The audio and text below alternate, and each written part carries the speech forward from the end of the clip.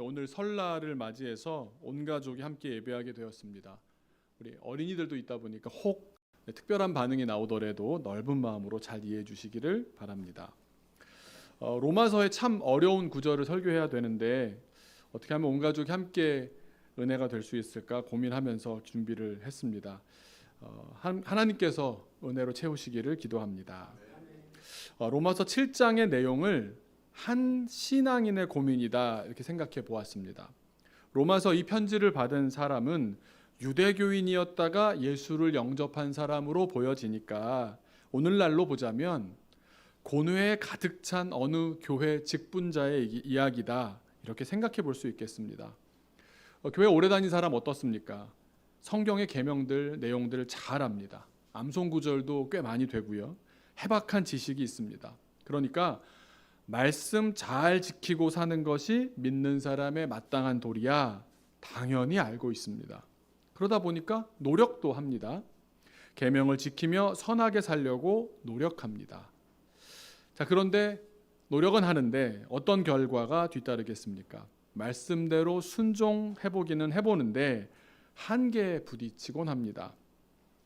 각각 이유는 다를 것입니다. 의지가 약해서, 트라우마가 발목을 잡아서, 아직 용서하지 못한 관계를 끝끝내 넘어서지 못해서, 질투하고 미워하는 마음이 남을 용납하지 못해서. 분명 설교를 듣고 말씀을 읽으면서 계명을 들을 때는 맞지, 그렇게 해야지, 옳은 말씀이야, 고개를 끄덕이며 다 납득하고 이해했는데 막상 지키려니까 잘 되지 않습니다. 말씀대로 살기가 여러분은 잘 되시던가요? 네, 이렇게 질문하면 이렇게 설날까지 교회 나오시는 교회를 참 오래 잘 다니신 분들이 어떻게 반응하냐 하면 참 선하신 분들이어서 내 믿음이 부족하지, 내가 더 노력해야지 이렇게 생각하곤 하십니다. 그런데 결론부터 말씀드리자면 믿음이 부족해서 그런 것도 노력이 부족해서 그런 것도 아닙니다. 말씀대로 산다는 것은 사실 그 누구도 완수할 수 없는 과제입니다. 좀 더 실천했냐, 덜 실천했냐, 정도의 차이는 있을 수 있겠지만 완수하지 못한다는 것은 지극히 정상적인 우리의 반응입니다. 그렇다면 말씀대로 살고 율법을 지키기는 왜 그렇게 어려운 걸까요? 그것은 우리가 애초에 말씀을 지킬 능력이 없기 때문입니다. 우리가 태생적으로 연약하기 때문에, 전도서의 표현대로 하자면 헛된 존재 헤벨이기 때문에 우리 앞에 놓인 이 죄와의 싸움에서 승리할 수가 없는 겁니다. 우리가 얼마나 죄에 무력한 존재인가, 우리의 영적인 현실이 어떠한지를 오늘 본문 14절은 이렇게 표현합니다. 죄에 팔렸다. 죄에 팔렸다. 앞선 6장 12절을 보면, 로마서 6장 12절에 보면은 같은 내용인데 표현을 조금 달리 하는데요. 죄가 우리 죽을 몸을 지배했다라고 표현합니다. 죄가 우리 산 겁니다. 죄에 팔렸고 죄가 우리를 지배했다. 우리가 평소 생각했던 죄에 대한 이미지랑 조금 다릅니다. 죄가 뭐길래 우리를 사들이고 우리를 지배하고 우리를 다스릴 수가 있겠습니까? 설령 우리가 평소 생각하던 대로 죄 한 번 지은 걸 가지고 죄에 팔렸다라고 표현했을까요? 죄 한 번, 계명 한 번 어긴 걸 가지고 죄가 우리를 지배했다. 로마서의 흐름은 그게 아니거든요. 성경은 지금 우리에게 계명 하나 지켰냐 어겼냐 따져서 네가 죄인인지 아닌지 감별하겠다 이렇게 말씀하시는 게 아닙니다. 어떤 면에서는 사실 이것도 죄의 전략 같은데요. 한 사람에게 어떤 계명을 지켰는지 안 지켰는지를 계속 물고 늘어지다 보면 사람들이 어떻게 됩니까? 내가 부족하지, 내가 죄인이지 이렇게 넘어가니까 작은 것에 우리들의 시선과 마음을 묶어두고서 하나님의 크신 사랑과 구원하시는 원대한 계획 같은 큰 그림은 못 보게 하는 것 같습니다. 그래서 로마서가 말씀하시는 죄는 계명 하나 지켰냐 어겼냐 하는 지엽적인 차원의 죄가 아니라 거대한 세력을 말합니다. 죄의 세력이 있는 겁니다. 죄의 진영이 있는 겁니다. 죄의 진영이 우리를 삼키려고, 매수하려고, 지배하려고 우는 사자와 같이 우리 주변에서 그들의 세력을 보내서 으르렁대고 있는 형국인 셈입니다. 저는 초등학교를 경상도에서 다녔습니다. 경상북도 경주에서 나왔습니다. 그래서 저는 홍정근 목사님의 어투를 잘 이해할 수 있습니다. 그리고 중학교를 입학한 뒤에 중학교 1학년, 초등학교 3학년부터 중학교 1학년을 경주에서 보내다가 아버지께서 이제 임지가 천안으로 옮겨지셨습니다. 그래서 아버지를 따라서 천안으로 이사했습니다. 그런데 가을에 천안에 오니까 다 낯설지 않습니까? 친구들은 다 경주에 있고. 그래 중학교 1학년 겨울에 기차를 타고 경주에 놀러 갔습니다. 친구들 보러. 몇 달 만에 갔는데 얼마나 좋은지 모릅니다. 정말 세상이 그렇게 아름다울 수가 없었습니다. 길거리마다 추억이 있고, 야 우리가 저기서 뭐 사 먹었지, 야 저기서 우리가 넘어져가지고 어땠지, 막 뭐 상점 하나하나 골목 하나하나가 너무 정겹고 좋았습니다. 친구네 집에 가서 또 그 친구네 엄마가 해주시는 밥을 잘 먹고 늦은 밤이 되었습니다. 한 친구네 집에 있다가 이제 잠자기로 한 집은 또 다른 친구네 집이어서 그 친구네 집으로 가게 되었습니다. 수도 없이 다녔던 길입니다. 원래 제가 경주에 살았을 때는 경주는 그 당시 어린이들이 다 자전거를 타고 다녔거든요. 늘 자전거로 다녔던 길인데 이사한 뒤에 잠시 갔으니까 자전거가 없지 않습니까? 이제 걸어갔습니다. 친구들하고 여기를 자전거 타고 어떻게 자전거로 옛날에는 저희는 숨바꼭질을 터치 게임을 했거든요. 그 위험한 놀이를 하면서 지냈거든요. 가다가 뭐 잠깐 서서 뭘 사 먹었고 누굴 만나서 인사했는데 용돈을 주셨고 막 이런 생각들이 막 정겹게 그 거리를 보며 가는데 잠시 이렇게 멜랑꼴리해지면서 그만 선량하지 않은 형들을 만나고 말았습니다. 그리고 정말 대본처럼 말하더라고요. 형들은 정말 어디서 공부를 하나 봐요. 그러더니 뭐라 그러겠습니까? 그 당시는 그 물가가 쌓일 때였으니까 이 옷 나 봐라 뭐 이러더니 막다른 골목으로 저를 데려가더니 좋은 말 할 때 내놔라. 왜 좋은 말 할 때 내놔? 이게 무슨 대본에 있는 것 같지 않습니까? 그러면서 그때 그 경제 사정에 맞는 표현을 썼습니다. 좋은 말 할 때 내놔라. 그러더니 만약에 털어서 나오면 10원에 한 대씩이다. 당시 기준이 10원이었습니다. 지갑채 다 뺏겼습니다. 그 다음에 어땠겠습니까? 그 다음부터는 밤길이 얼마나 두려웠는지 모릅니다.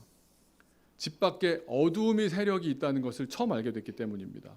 또 그 죄의 세력이 진영을 틀고 있어서 언제든 나와 마주칠 수 있다는 생각을 처음 하게 되었습니다.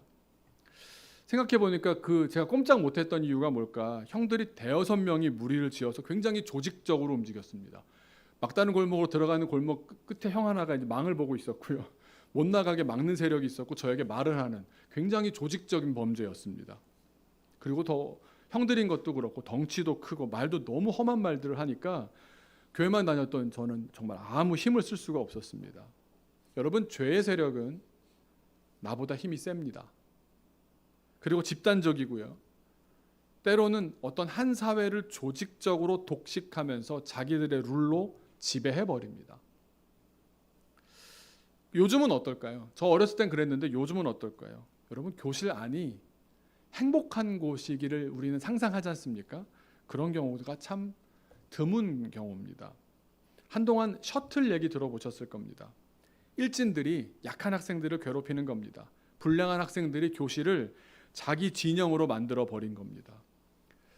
근데 그랬다가 그게 좀 시들해졌습니다. 왜냐하면 코로나 기간 학교를 안 갔기 때문입니다.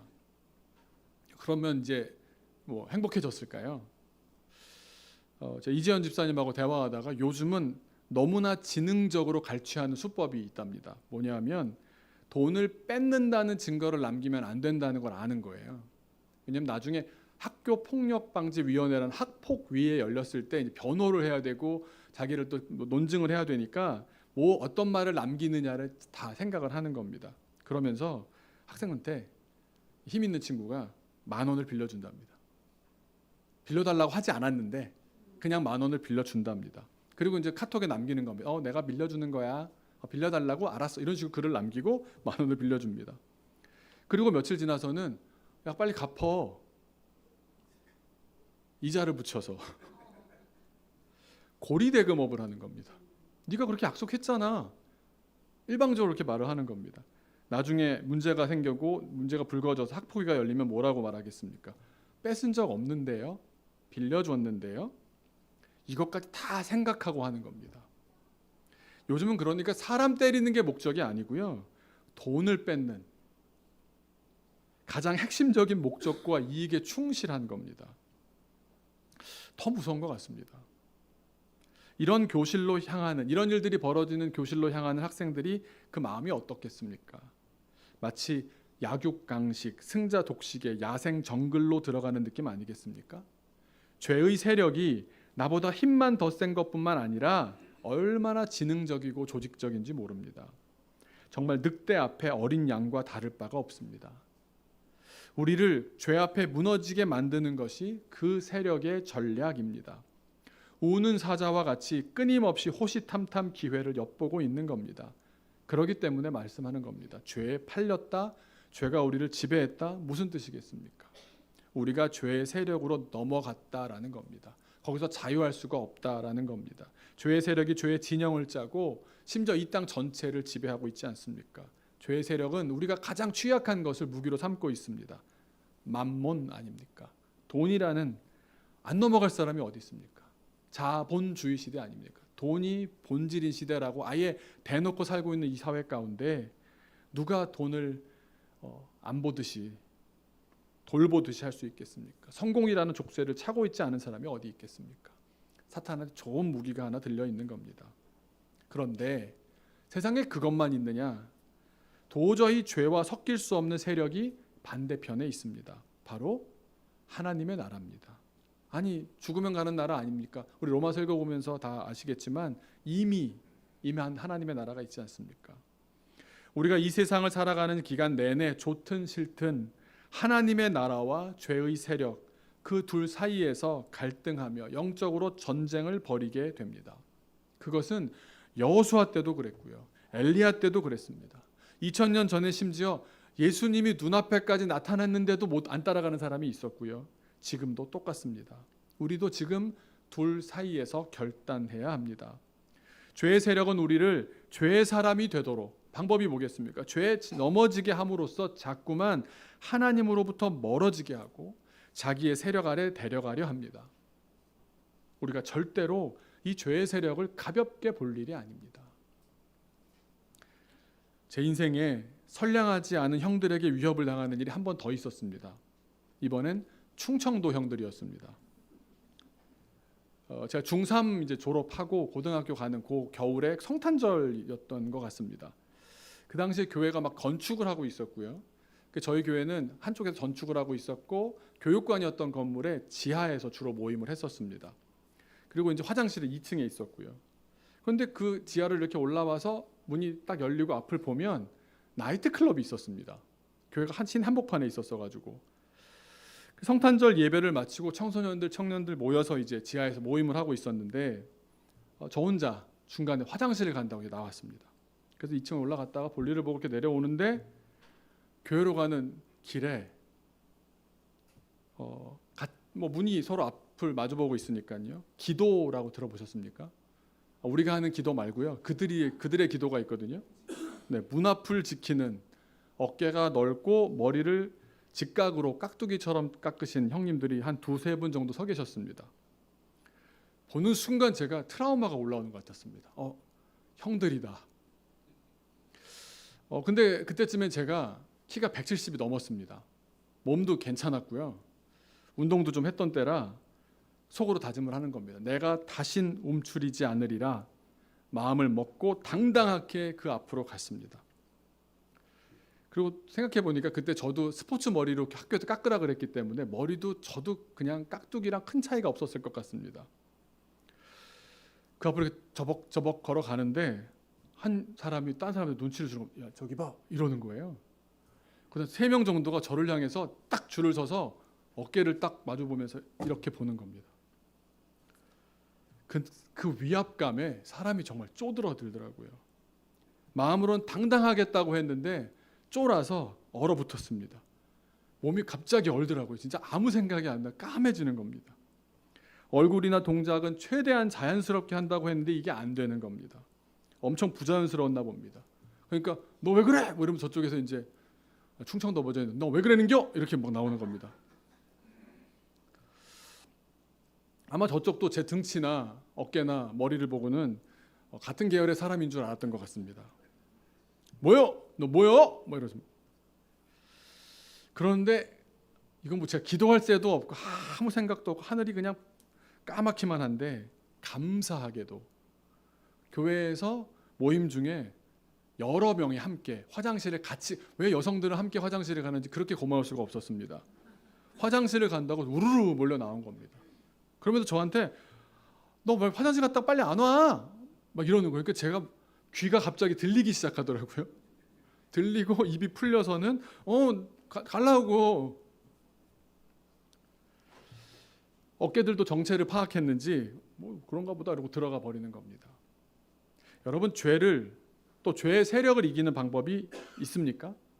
내가 커져서, 내 힘이 강해져서, 내 몸집을 키워서 혼자서는 안 되는 겁니다. 공동체가 필요하고요. 또 그때 그렇게 불러주시는 그런 하나님의 인도하심으로 되는 겁니다. 우리가 하나님과 연합하는 방법 외에는 없는 줄로 믿습니다. 로마서는 죄의 세력이 우리를 향해 얼마나 지능적으로 접근하는지 말씀해 줍니다. 사례를 들어 설명하는데요. 우리 지난주에 읽었던 7절을 보시면 10계명 가운데 한 계명이 등장합니다. 아니, 이거 10계명의 내용인데 왜 죄의 세력이 그걸 갖다 쓰는 거지? 이렇게 생각이 들 만큼 아주 뻔한, 모든 유대인들, 모든 기독교인이라면 다 아는 율법을 하나 말씀하는데 뭐냐면 탐내지 말라 말씀입니다. 보시면 그런즉 우리가 무슨 말을 하리요? 율법이 죄냐? 그럴 수 없는, 율법이 죄는 아닌데 율법으로 말미암지 않고는 내가 죄를 알지 못하지 않았겠느냐? 그러면서 율법이 탐내지 말라 하지 아니하였더라면 내가 탐심을 알지 못하였으리라. 율법이 탐심이라는 게 죄라는 것을 알려줬으니 참 좋지 않습니까? 라고 말씀하는데, 이 말을 들었을 때 유대인들의 반응은 어땠겠습니까? 여러분, 10계명은요 어지간하면 다 지킬 수 있습니다. 살인 해보셨습니까? 뭐 간음 해보셨습니까? 뭐 사실 그렇게 지키기가 어려운 게 아닐 수도 있습니다. 그리고 실수로 잘못을 저질렀다 하더라도 속죄의 제사를 드리면 그 죄를 해결할 수 있습니다. 그래서 그런 기준으로 바울이 스스로 뭐라고 했냐면 빌립보서에서 율법의 의로는 흠잡을 데가 없는 사람이었어, 이렇게 스스로 말합니다. 그런데 탐심을 죄라고 말씀하시는 계명은요, 그런 바울마저도 보내버릴 수 있는 치트키입니다. 탐심으로부터 자유로울 수 있는 사람은 없기 때문입니다. 하필 그 계명을 말씀하시는 이유가 뭐겠습니까? 게다가 이 계명 가운데 말씀을 보시면 아시겠지만 원래 10계명에는 목적어가 나오죠. 이웃의 아내나 이웃의 소유나 무엇을 탐내지 말라 했는데, 인용할 때 이렇게 인용해도 문제는 없지 않습니까? 탐내지 말라고 했잖냐. 앞에 목적어를 빼고 탐내지 말라만 가져온 겁니다. 그러니까 이웃의 소유를 탐내는 것뿐만 아니라 명예를 탐내거나 권력을 탐내거나 자녀가 잘 되기를 위해서, 자녀만을 위해서 내 아들 잘 되기를 원하는 그런 마음으로 탐하는 마음을 가졌거나, 다른 사람의 몸을 성적으로 탐냈거나, 모든 유형의 탐욕을 포괄해서 확대해서 해석해도 무리가 없는 겁니다. 우리 가운데 누가 그 탐심으로부터 자유로울 수 있겠습니까? 바울 목사님이 율법이 참 좋은 것이다, 진단해준다, 뭐가 죄인지 알려준다 하시면 또 한 가지 말씀하고 있는 것은 뭡니까? 그 율법이 너를 죄하고 옥죄고 있지 않느냐. 탐심이라는 계명으로 사람을 옥죄어 버린다면 결국 율법이 죄의 세력의 수단이 되는 겁니다. 죄가 우리를 지배하는데 놀랍게도 성경 말씀, 율법이 우리를 지배하는 수단으로 사용된다는 말씀입니다. 이 정도로 죄의 세력이 아주 치밀하고 조직적이고 상상하지 못한, 말씀이면 다 좋은 거지, 아니라는 겁니다. 여러분, 꽃으로도 때리지 말라는 말씀이 있죠. 성경으로도 때리면 안 되는데 성경책이라는 물리적인 그 물건은 읽으면 우리에게 은혜가 되지만 사람을 때릴 수도 있는, 흉기가 될 수도 있는 것 아닙니까?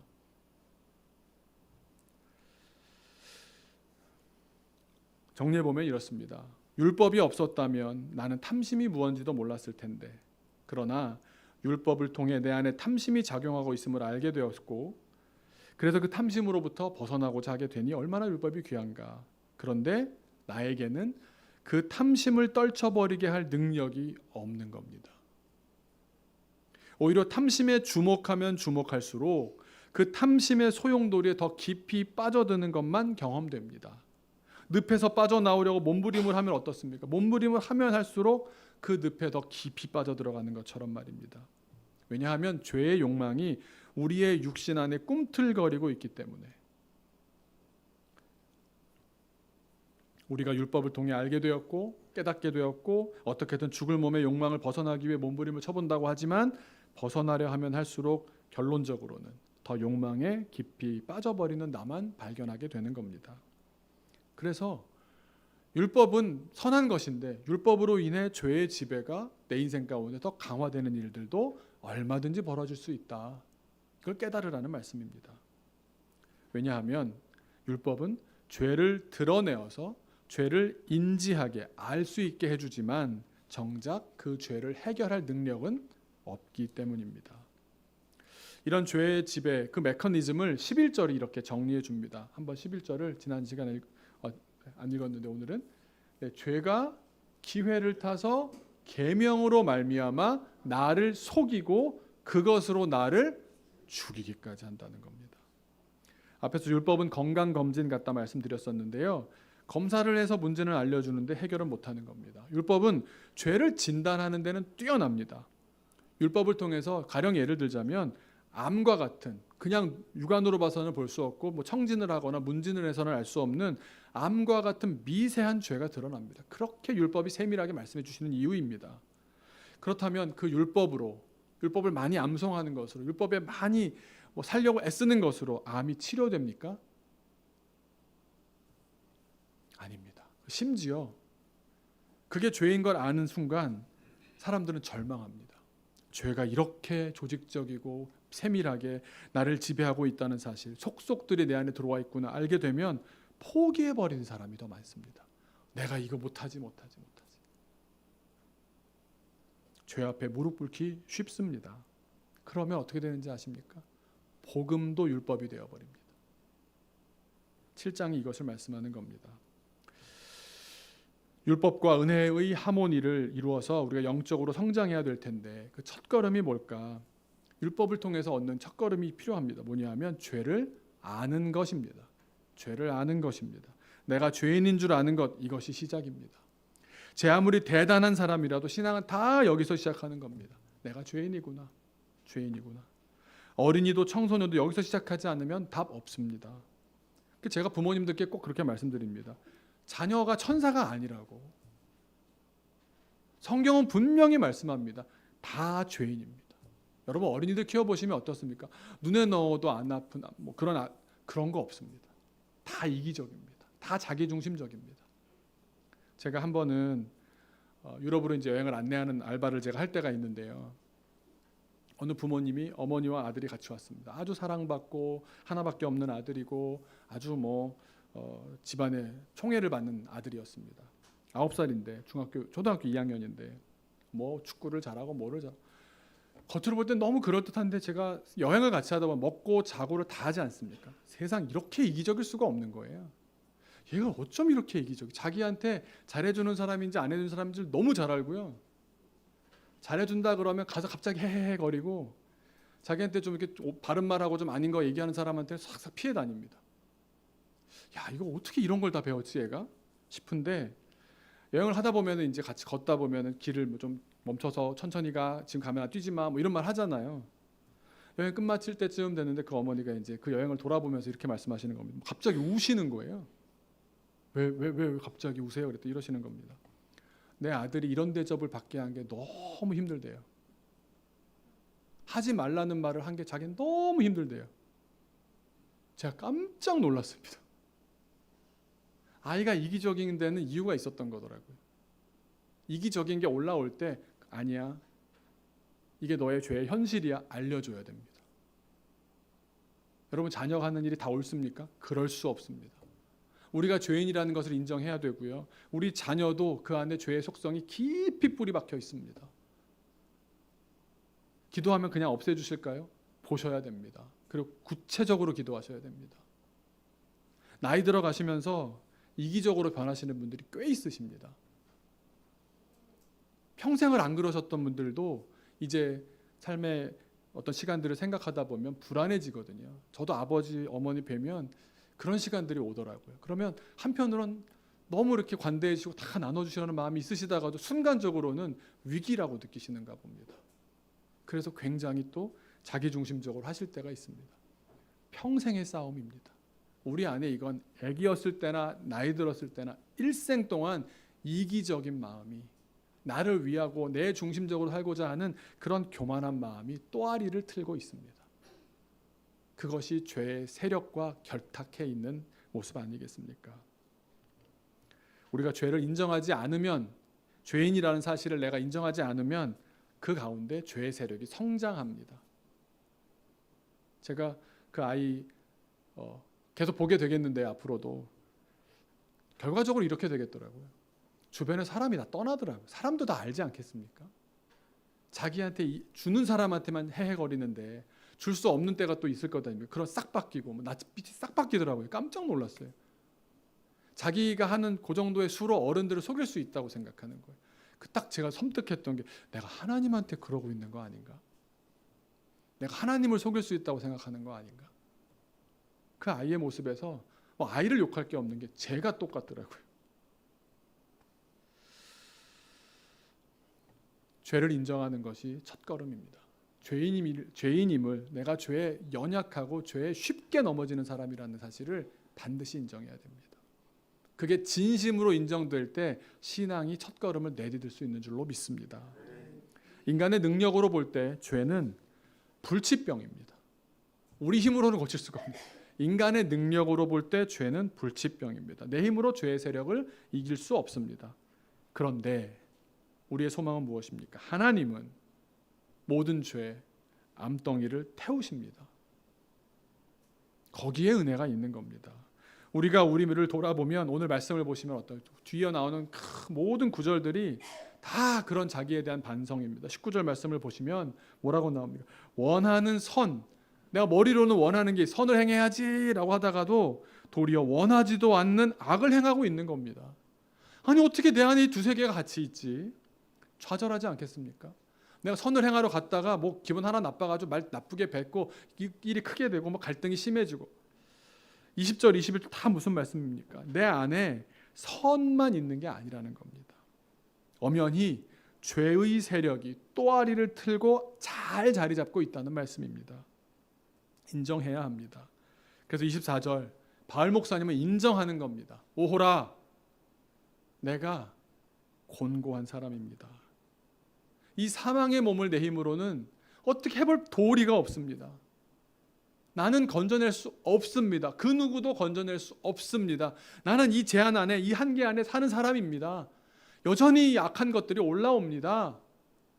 바울 목사님이 인정하는데 인정 안 하시겠습니까? 우린 그런 존재입니다.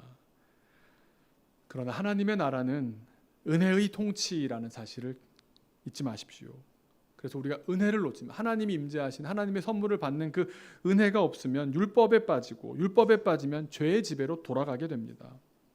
그러나 우리가 하나님의 은혜를 붙들 때 우리는 우리가 사는 아직 임재하지 않으신 이 현실의 세계에서도 곧 오실 하나님의 나라를 이미 누리며 살 수 있는 줄로 믿습니다.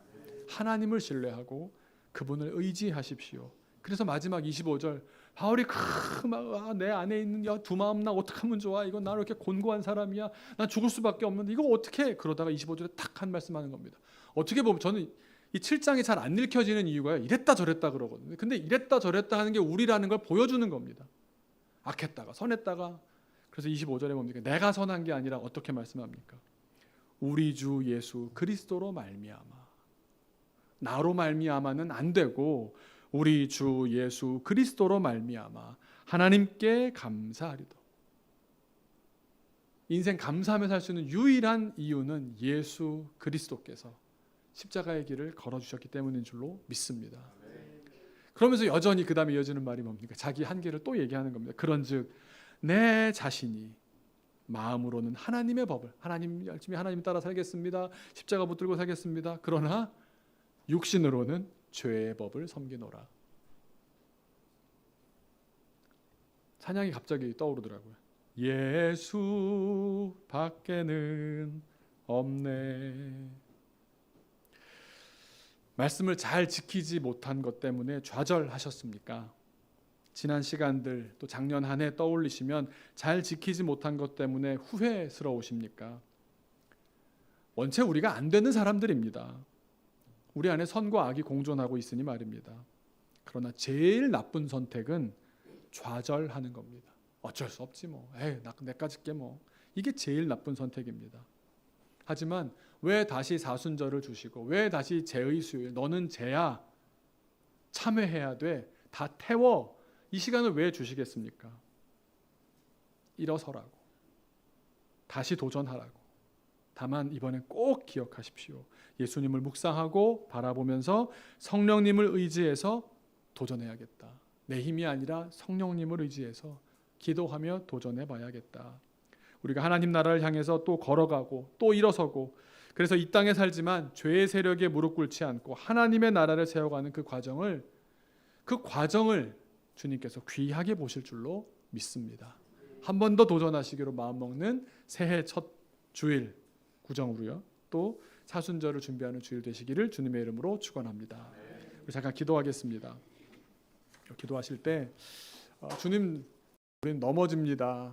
연약합니다. 내 안에 죄의 세력이 자리 잡고 있어서 악한 마음들이 늘 어떤 상황과 조건만 맞으면 부글부글 끓어오고 그렇게 막 말하고 그렇게 행동하고 죄의 열매만 많이 맺으며 사는 인생 아니었나 돌아보게 됩니다.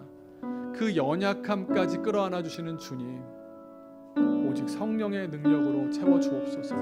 내 힘으로 안 된다는 게, 내가 죄인이어서 안 된다는 게 너무도 인정할 수밖에 없는 사실입니다. 주님, 올 한 해 또 이 사순절을 통해서 특별히 붙잡아 주옵소서.